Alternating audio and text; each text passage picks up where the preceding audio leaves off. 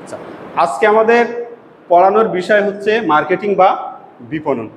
আসলে বিপণন বা মার্কেটিং কি? আমরা যদি সহজভাবে বলতে চাই যে হোয়াট ইজ মার্কেটিং বা বিপণন কি? বিপণন হচ্ছে কোনো পণ্য উৎপাদনের পর থেকে ভোক্তার নিকট পৌঁছানো পর্যন্ত যাবতীয় যে সকল কার্যাবলী সম্পন্ন করা হয়, এই সকল কাজের সমষ্টিকে বিপণন বলা হয়। তো বিপণন সম্পর্কে আমাদের বিপণনের একজন জনক আছে ফিলিপ কটলার।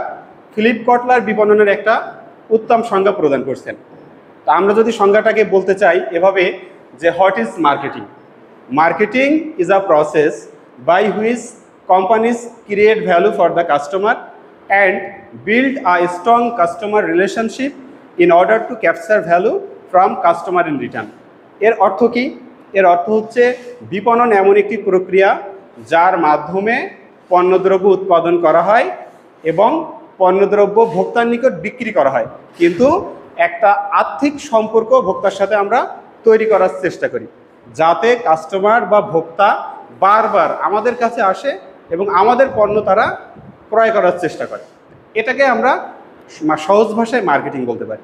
তো মার্কেটিংয়ের কার্যাবলীর মধ্যে আলোচনা করতে চাই যে মার্কেটিংয়ের কার্যাবলী কী কী আছে। তা আমরা লিখছি মার্কেটিং বা বিপণনের কার্যাবলী। The first and foremost duty is to collect the product or collect the র মেটেরিয়াল। মানে আমরা যদি আচ্ছা, তো আমরা তো এত সময় বিপণন সম্পর্কে আলোচনা করলাম, তাহলে বিপণন কি আমরা কি বুঝছি? আচ্ছা, ইয়ানা বলো তো বিপণন আসলে কি?